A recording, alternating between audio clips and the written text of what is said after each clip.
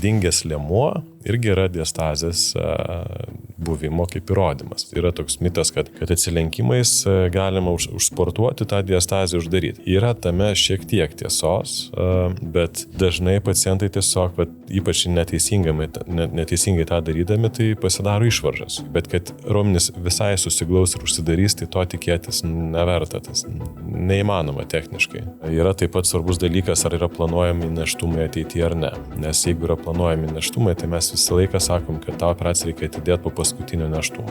Jeigu mes siūnam diastazę per cezario pjūvį, tai tas randelis, tikrai jisai mažytis. Gydytojau, turbūt apie pilvo raumenų diastazę moteris pirmą kartą išgirsta po gimdymo. Ar ši problema dažniausiai ir kankina būtent po nėštumų? Taip, dažna problema, nėštumai būtent ją ir padaro. Ir aišku, po nėštumų yra ir kitų, ir dėl krūtinės kreipiasi, ir kitų dalykų, bet turbūt tai yra problema, kuri mediciniškai turi daugiausiai, sukelia daugiausiai problemų pacientam. Tai ir įvairūs skausmai, ir nugaros skausmai, ir pilvo skausmai, tas pilvo pūtimas nuolatinis toks. Nes kaip taisyklė pasako, ryte sako, aš atsikeliu, tas pilvas kaip ir nieko, sako, bet man užtenka vieną stiklinę vandens išgerti ir sako, aš iš karto tas pilvas kaip 3 mėnesio nėštumo pasidaro. Ir kitų dalykų, ko gal nedažnai pacientai susieja su tuo, kad, pavyzdžiui, kaip šlapimo nelaikymas atrodo, kaip čia susijęs yra čia su nėštumu, tai taip, bet prie ko čia diastazė. O paaiškinimas labai paprastas, kai yra pilvo siena nebelaiko mažo dubens organų, tai jie visi keičiasi padėtis jų ir tas įtakoja tai, kad tai atsiranda. Ir turbūt daugam, aišku, kad po nėštumo taip gali būti. Bet kad tai susitvarkius diastazę, tai daug kas nežino, o taip yra. Tai man irgi pradedant dirbti prieš 14 metų, tai kartais pacientas grįždavo po operacijos, sakydavo, man susitvarkė, šlapimo nelaikymas, aš sakydavau, čia tikrai ne mes, čia gal šiaip tiesiog laikas praėjo tam tikras, bet skaitant literatūrą, tai yra būtent taip. Ir, tarkim, laikysenos problemos, tai daug kas turi, daug kas svarsta dėl nugaros, dėl įvairių skausmų, tai pasirodo irgi labai susiję su prasiskyrusiais raumenimis. Ir viena pacientė, jai net sako, vyras, pastebėjo, sako, tu kažkaip paaugai. Jie tiesiog išsitiesia. Dėl to, kad kai yra prasiskyrę pilvo raumenys, tai toksai gaunasi toks išlenktas pilvas ir toks ta laikysena pakinta. Ir ta laikysena pasirodo įtakoja ir sportą, ir kasdieninę visą veiklą, ir daug dalykų iš to. O būna vyrams pilvo raumenų diastazė? Būna ir būna, ta grupė yra tų, kurie turi didelį antsvorį. Dėl to, kad tą įtakoja visceraliniai riebalai, tai visceraliniai riebalai tai yra, kurie yra viduje po raumenėmis, ir jų tas didelis kiekis iš tikrųjų lygiai taip pat ištempia raumenis. Ir jie taip pat turi tą diastazę. Tai karts nuo karto pas mus būna pacientai numetę didelį kiekį kilogramų, ten po 45 ir panašiai, tai mes diastazę matom akivaizdžiai, kokia jinai yra, ir mes ją siūnam. Kada jūs diagnozuojat prasiskirusius pilvo raumenis? Kiek tai centimetrų yra? Kaip mes tą pamatyti yra labai nesunku, tiesiog reikia atsigulti ant lygaus paviršiaus ir bandyti sėstis ir tiesiog galima pirštais jausti tą tarpą, kuris yra tarp raumenų. Kurio čia taip... Nuo bambos į viršų ir nuo bambos žemyn. Tai žodžiu, yra toks paprastas labai testas, daug kas gali tą pasidaryti namuose.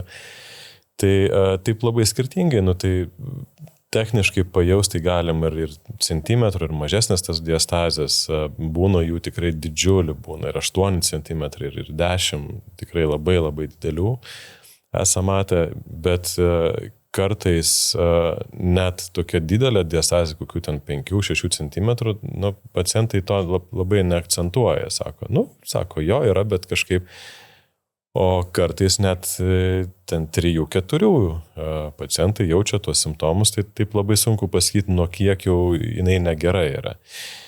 Mes stengiamės šitą dalyką pacientams sakyti taip, kad jeigu jūs fiziškai nejaučiat kažkokių simptomų, nu, tai ta operacijos taip ir indikacijų medicininių kaip ir nėra.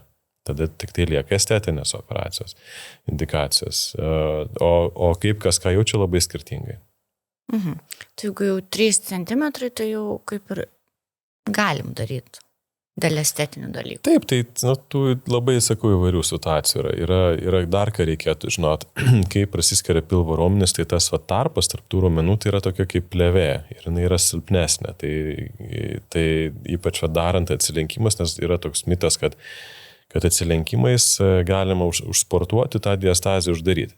Yra tame šiek tiek tiesos, bet dažnai pacientai tiesiog, ypač neteisingai tą darydami, tai pasidaro išvaržas. Iššoka iš vidaus ir bambinės išvaržos ir virš bambos, nes tai yra silpna vieta labai. Tai su sportu situaciją galima pagerinti, bet ypatingai per šoninius raumenis. tą tikrai reikia daryti padedant žmogui, kuris tą tikrai supranta. Tai davus geresnį tonusą raumenim gyvenime taip yra geriau šiek tiek, bet kad raumenis visai susiglaus ir užsidarys, tai to tikėtis neverta, tas neįmanoma techniškai. Jo, aš labai dažnai girdžiu, kad baigtų kokią operaciją, nueik pasportuosi su kineziterapeutu ir susitvarkys tu pilvo raumenis. Čia turbūt neįmanoma. Tai daug kas eina per tą ratą ir paskui finalė ateina pas mus, nes tie patys kineziterapeutai praėję ten metų kitų tuos visus pratimus, jie patys pamato ir jau tada užsiunčia. Mes šitų dalykų neagituojam, čia nėra taip, kad čia reikia būtinai daryti, nes jeigu taip pagalvoti, mūsų močiutės visos išgyveno ilgai ir laimingai be jokių tų diastazės operacijų ir, čia kažkas blogai buvo.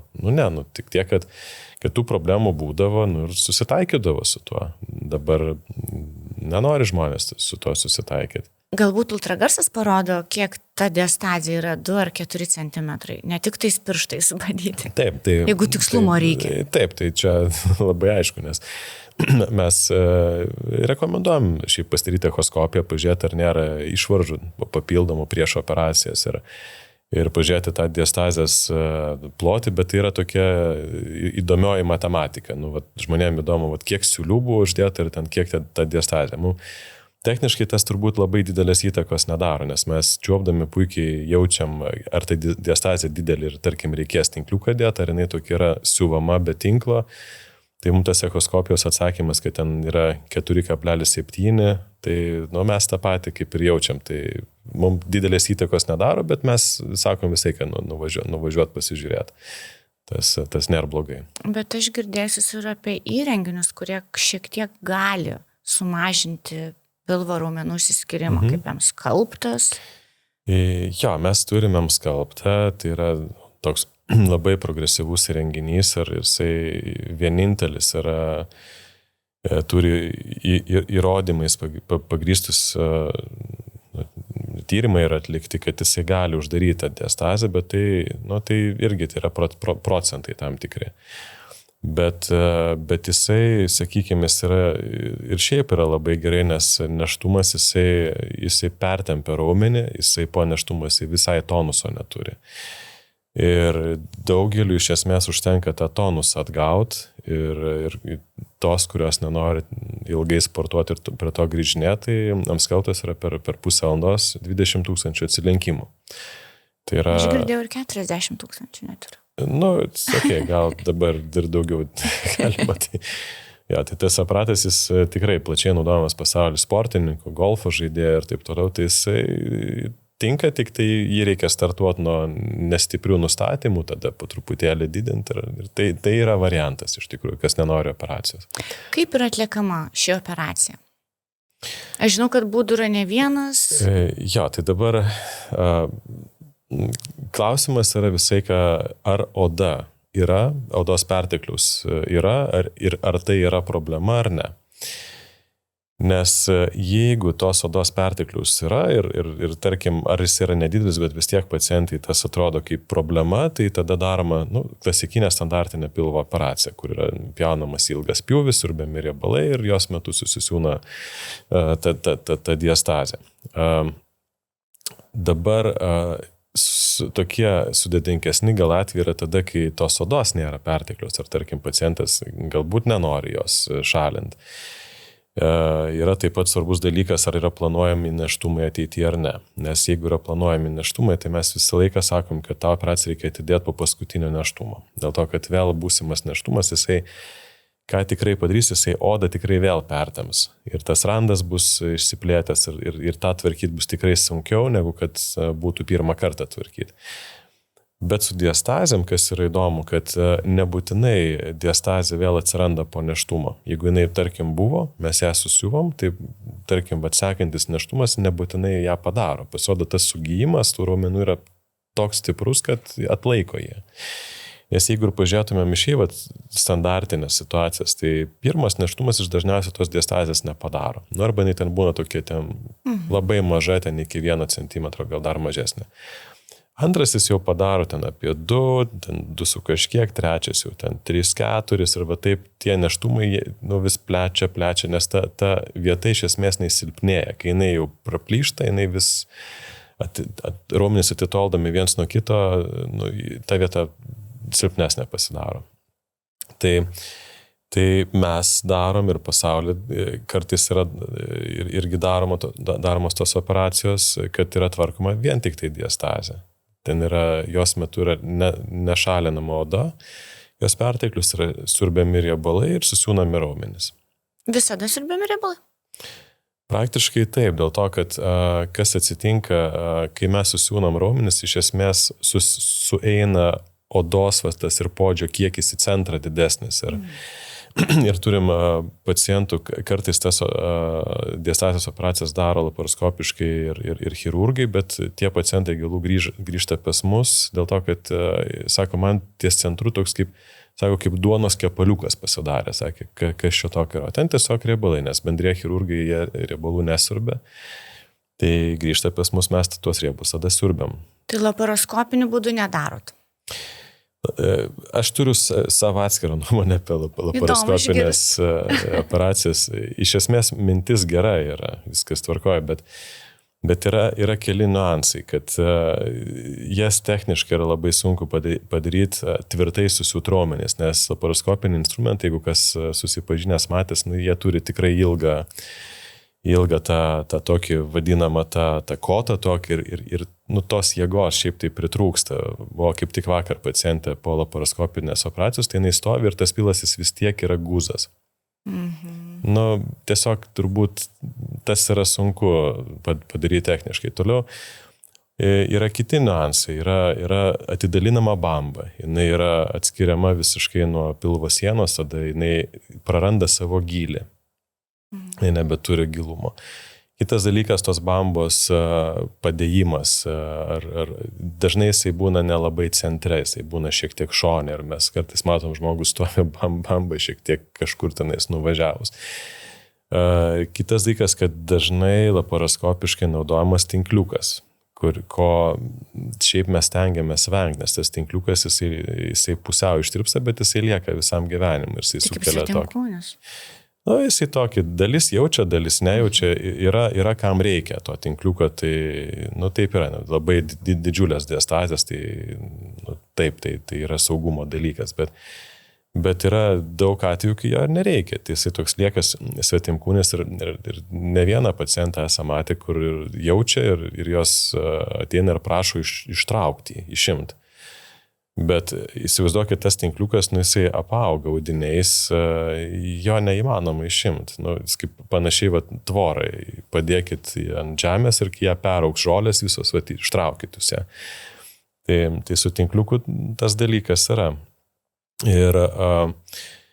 Ir kitas, aišku, dalykas yra, kad tie pjūviai laparoskopiniai, jie yra mažesni, bet jie yra daug jų per visur ir taip sudėjus tą sumą, tai gaunasi realiai tas pats kaip Cezario pjūvis, nes mes tas operacijas diastatės taip nuo senų laikų darom per Cezario pjūvį. Jeigu jis yra, tai mums nieko nereikia, mes jį išnaudojam, jeigu jo nėra, tai darom lygiai tokį patį.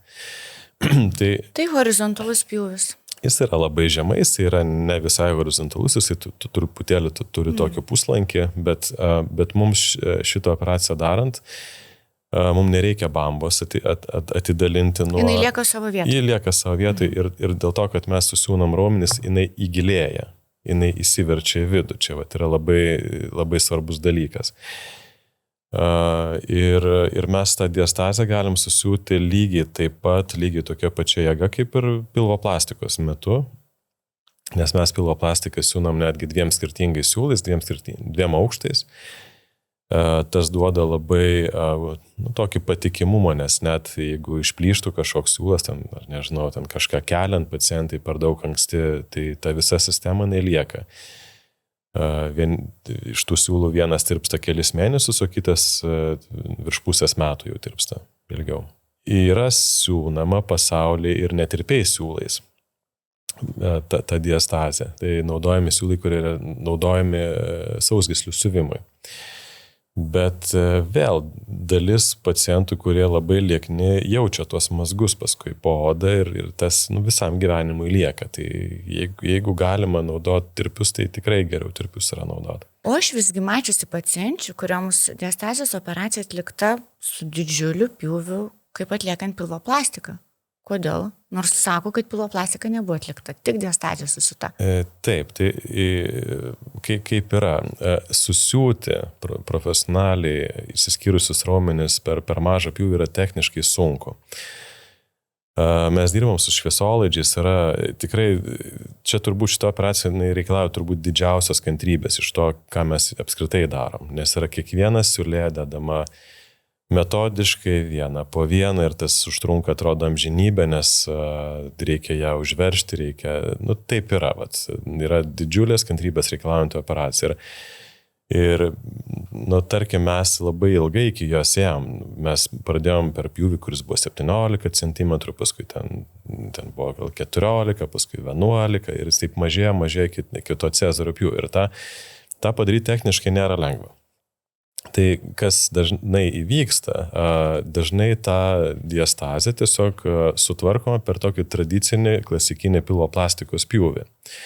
Nors tos odos šalinti nereikėjo visai. Ir aš vieną pacientą, tai aš atsimenu, jinai buvo pas mus konsultacijai dėl šitos operacijos ir jinai paskui grįžo po kelių metų ir grįžo su labai keista situacija. Jinai grįžo su didžiuliu randu pilvo pačioj, tada tokiu vertikaliu randu, papildomu, mažesniu ir aš kažkaip niekaip nesupratau, galvoju, kas čia galėjo atsitikti, kas čia per dalykas. Tai pasirodo operavus ir gal ar valdiškų įstaigų, ar kažkur kitur ir jie tą diastazę susiuvinėjo, bet susiuvo, žodžiu, negalėjo nutraukti odos iki apačios, bamba perstatė, tada senos bambos skylę užsiuvo, ta prasme, taip žiūrint, tokia atrodo, ir jeigu aš nebūčiau matęs jos anksčiau, ten tos odos, jos ir nebuvo. Nebuvo ką šalinti, už tai neįmanoma buvo ir nutemti iki pat apačios. Ir dar kažkas buvo, man atrodo, ir su ta diastazė susiuvimu, kad ar nepilnai jinai susiu, aš nelabai atsimenu, bet aš atsimenu, kad jinai prašėsi, kad mes ją peroperuotumėm ir aš tiesiog sakiau, kad mes nelabai tą galim daryti, nes yra randai nesusiformavę, kad reikia išlaukti ir kad negalima skubėti, bet kartais tai yra daroma, kad per didžiulį pjūvį sprendžiama ta problema, kuri galima spręsti per labai mažą. Tai tas vyksta ir tas yra. O jūs sakot, randai būna peroperuojami kartais?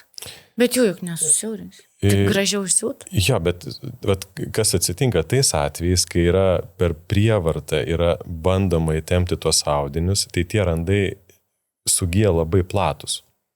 Jie labai blogi yra, dėl to, kad yra didžiulės tempimo jėgos ir tie randai išsiplečia iki piršto ar 2 pirštų storio. Tai vat, dar vienas argumentas, kam daryti tokį randą ir kam bandyti tą odą tempti, jeigu jos iš viso nėra perteklius. Tai problema, tas randas su 2 pirštų storio, tai čia mes kalbam apie siūliuką, o čia yra 2 pirštai. Tai ir tu negali tam žmogui padėti dėl to, kad tos odos nėra. Jeigu tu išpjausi tą 2 pirštų randą, tai tu vėl susiuvęs gausi piršto randą. Tai reikia, kad praeitų laikas, pasitampytų audiniai ir tik tai aš manau, kokie čia yra 5 metai, gal 7 metai yra tas laikas, kai jau pakankamai bus, kad prasitemptų audiniai, kad tu galėtum tą randą peroperuoti. Tai mes tokius matom ir man kartais apmaudu, kad tas operacijas daro, reikėtų gal šiek tiek kitaip jas daryti. Ilga operacija, užsiminėt, kruopštumo reikalaujanti. Jinai ilga ir reikalaujanti labiau kantrybės. Kiek trunka, kiek tas ilga? Jinai trunka lygiai taip pat kaip ir pilvo plastika, nes kur sugaišti laiką siūnant diastazę per tunelį. Nes iš esmės yra tas tunelis, jisai toks Eifelio bokšto formos, jisai pačioje platesnis, o paskui iki pat krūtinkaulio siaurėja labai. Tai va tame tunelėje tikrai nelengva, nes yra sunku išsisukti su instrumentu ir taip toliau, bet tu taupai paskui laiką siūnant tą ilgą įpjūvį, nes jisai yra trumputis, ten labai viskas greitai. O tos operacijos, tai jeigu yra tinkamai parenkama, tai turi tikrai labai, labai fantastiškus rezultatus. Aš atsimenu, mes kažkada turėjom tinklininkę, jinai turėjo trinukus. Jinai jauna, jinai labai aukšta buvo, tai aš jos operaciją atsimenu kaip vieną sudėtingiausią, nes jos ūgis gal buvo netoli 1,90 m. Tai tas atstumas nuo pjūvio iki krūtinkaulio viršaus, nuo kurio mes pradedam siūti, tai ten buvo toks, nestandartiškai ilgas. Bet po operacijos, aš atsimenu, mes ją nuimam korsetą ir jinai su tokiu liemeniu, tokiu siauru, kad aš net taip sesutį sakau, gal čia mes biški persistengiam susiūt, nors čia toks kaip juokas, nes mes matom raumenų kraštus šiaip. Tai ta pacientė sakė, aš tokį ir turėjau liemenį iki nėštumų, bet aišku, trinukai, jį labai tą pakeitė. Tai dingęs liemuo irgi yra diastazės buvimo kaip įrodymas. O, nepagalvočiau. Ja, čia toks irgi mažiau žinomas dalykas gal. O kai pacientės turi tokias kaip išvirtusias bambas, ar čia diastazės pasiekmė, ar čia kiti dalykai? Tai būna ir tas. Ir būna genetiškai. Vakar turėjau tokio pacientą, tai jinai sakė, aš nuo vaikystės turėjau tokią balionėlį, tą bambą. Ir aš taip sakau, tai turbūt ir pas vaikus tas pats. Sako, taip. Sako, pas abu vaikus lygiai taip pat. Tai dalis turi genetiškai ir tiesiog nėštumas tą dar užryškina, jinai tik padidėja, tik tai dar labiau išsiplečia.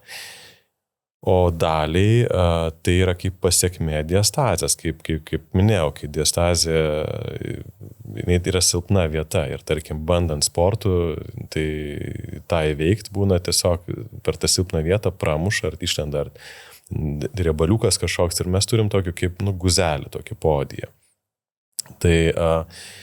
Tai gera žinia, kad tas išvaržas mes siūdami diastazės, mes irgi galim susitvarkyti ir tą bambą turėti kiek įmanoma gilę, nes vis tiek ta bamba yra neatidalinama nuo pilvo sienos, tiesiog siūnant ta išvarža yra įverčiama į vidų ir užsiūnama diastazė ir mes tą gilį bambos galim turėti.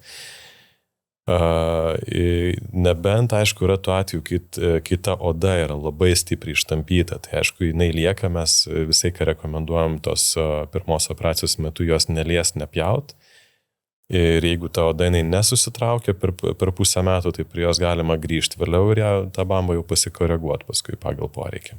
O jeigu nori tik bambą susitvarkyti, o neturi problemų su diastaze?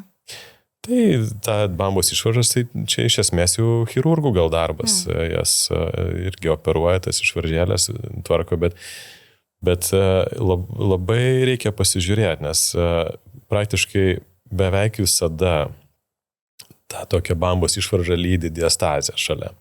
Ta diastazė gali būti net labai nedidelė, jinai gali būti tik tai po kelis centimetrus aukščiau ir žemiau bambos, bet teisinga būtų ne tik tą išvaržą tvarkyti, bet susiūti ir tą diastazę. Tai galima netgi tokiais atvejais tą pjuvelį daryti tik tai bamboje puslankį ir per jį galima prieiti ir susisiūti tą nedidelę diastazę. Tai ir galima tikėtis visiškai plokščio pilvo atlikus šią operaciją? Jeigu prasiskirimas ir įvyko tik tai per centrą, tai praktiškai taip. Tada mes susiūnam tiesiog raumens krašto prie raumens krašto ir tas plokštumas jisai turėtų toks ir būti. Bet realybėj, kas yra, dažnai plyšta ir šonuose šiek tiek.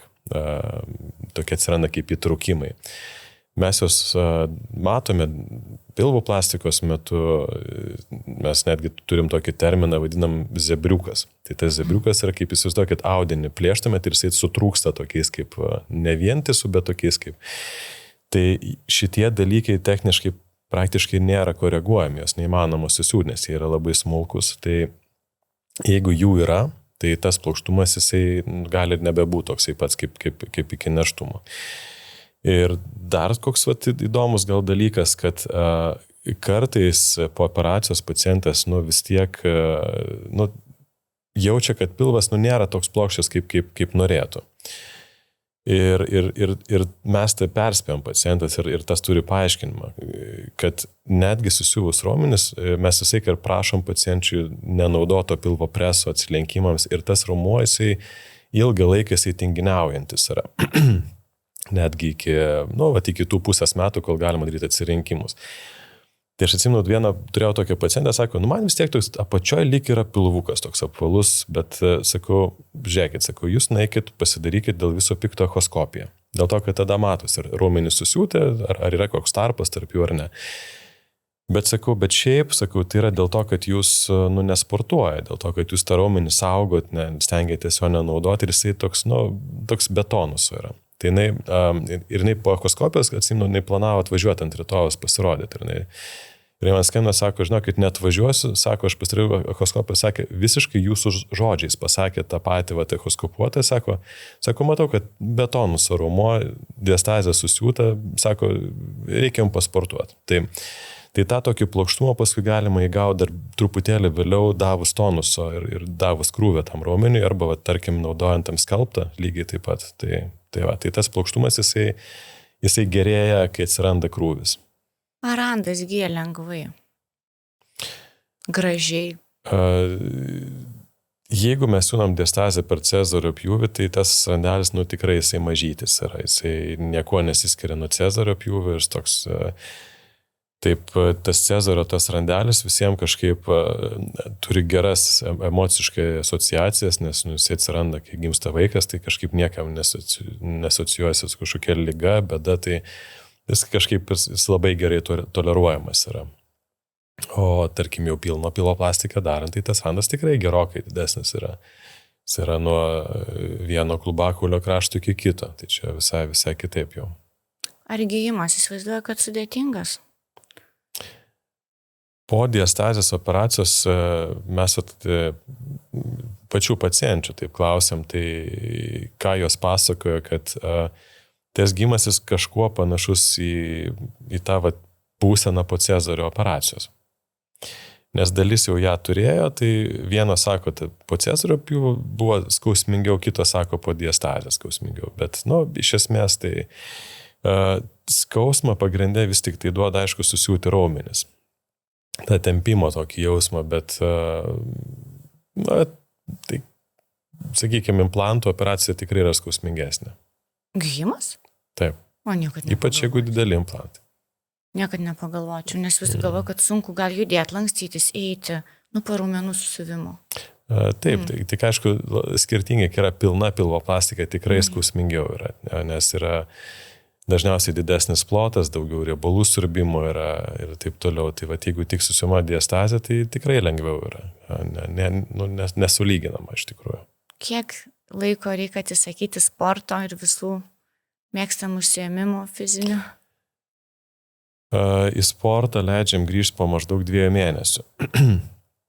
Bet visą laiką perspėjom, kad nenaudotų pilvo preso.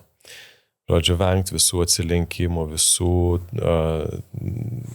tų pratimų, kur įtrauktas pilvo presas. Iš esmės nėra lengva surasti pakankamai tokių, nes tai yra centrinis raumuo. Jisai ir laikysena, ir realiai viskas prasideda nuo pilvo preso. Tai čia jau reikėtų pradėti grįžti sportus su profesionaliais treneriais, o vėliau jau atslinkimai tai yra nuo 6, nuo 8 mėnesių. Tai pratusiems sportuoti reiks truputuką pakentėti. Nu taip. O komplikacijos kokios? Tradicinės visų operacijų? Bet kuo gali skūstis dažniausiai? Tradicinės, taip, kraujavimas, infekcijos gali būti. Iš tokių retesnių aš esu matęs, kad recidyvas, tai tarkim vėl iššoko guzas, kur buvo susiūta ta diastazė, buvo pacientai operuota kitoje klinikoje ir jinai gal per anksti pradėjo sportuoti ir jie iššoko toksai kaip gumbas. Tikrai labai dideliai neviltynės, nes tas gumbas kaip tyčia iššoko aukštai prie pat viršaus. Ir jinai tą nori tvarkyti ir jinai supranta, kad iš apačios tą pasiekti yra techniškai vėl sunku ir dabar dar sunkiau, nes jau po operacijos ten vis tiek yra randai. Tai jinai, atsimenu, taip desperatiškai sakė, tai prapjaukit virš ir sako, ir susiūkit. Bet sakau, kad gal ne. Tai, nes šiaip, tarkim, valdiškose ligonėse, tai aš dar kai mokiausi, aš tą puikiai atsimenu, tos operacijos taip ir būdavo daromos. Jos būdavo pjūvis nuo pat viršaus, apeina bambą iki apačios, susiuvama ta diastazė, bet tas randas, jis lieka toks jau per visą pilvą. Vertikalus randas. Jo, jisai lieka per visą pilvą ir visam gyvenimui. Tai aišku, taip yra žymiai lengviau susiūt. Žymiai greičiau. Bet galima to išvengti.